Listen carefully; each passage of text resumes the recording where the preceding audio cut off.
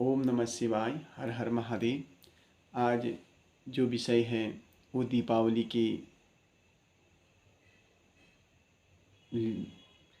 निर्मित है कि दीपावली कब की मनाएं। 31 अक्टूबर की या 1 नवंबर की। भाई दीपावली हमें इसमें कहीं पर हम किसी से कुछ नहीं कह सकते। हम 31 को भी मनाएं, 1 को भी मनाएं, इससे हमें कोई वो नहीं है। लेकिन जो महालक्ष्मी की पूजन की स्थिति है, माता सीता जिस समय और भगवान रामचंद्र जी जिस समय आए थे उसी समय दीपावली मनाई जाती थी। भाई वो अमावस्या लग गई, उसी समय दिए जल गए, पूरी अयोध्या डगमगा गई, दियों से चमचमाहट हो गई। तो ऐसे में भगवान रामचंद्र जी और सीता जी जब आए हैं तो दिया जलाया गया है। जब दिया जलाया गया तो उसी समय दीपावली का यह महान पर्व मनाया गया।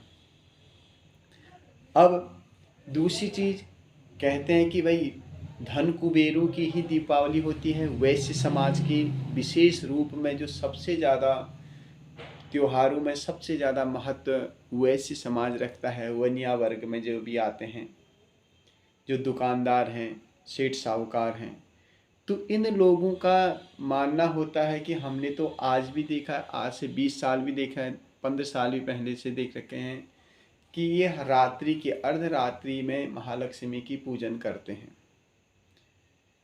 अब अर्धरात्रि में पूजन तभी होगा जब अमावस्या होगी।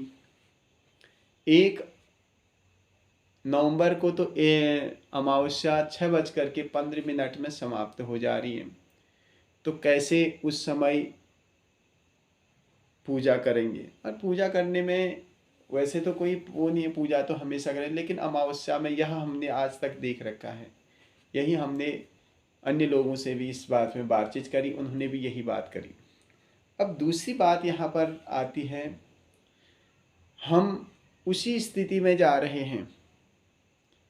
आज से 500 साल 700 साल पुरानी स्थिति में जा रहे हैं।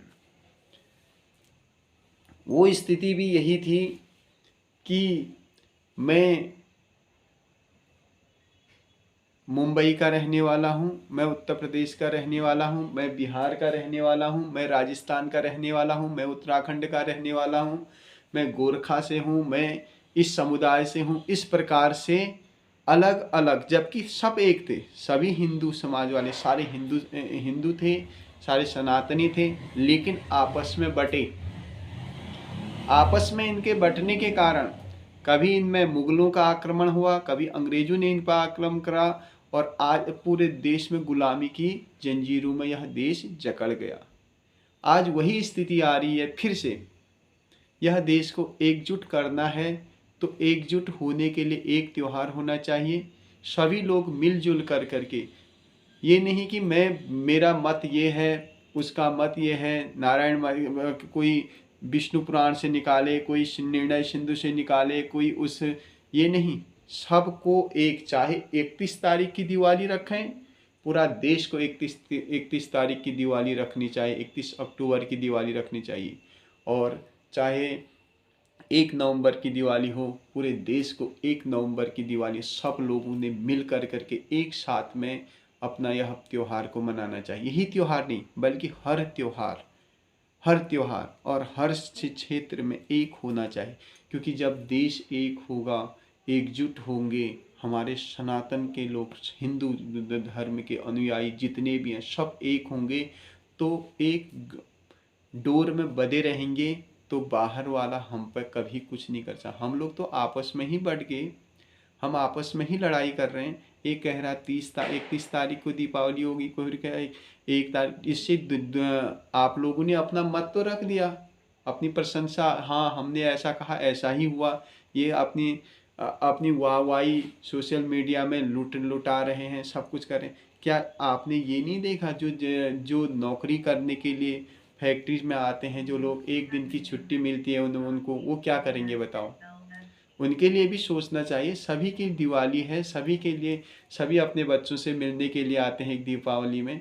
तो ये निर्णय सब के लिए एक समान होना चाहिए। जिस समय पंचांग बनता है, जिस समय पंचांग एक ही पंचांग एक जगह से नहीं उतर सकता है क्या?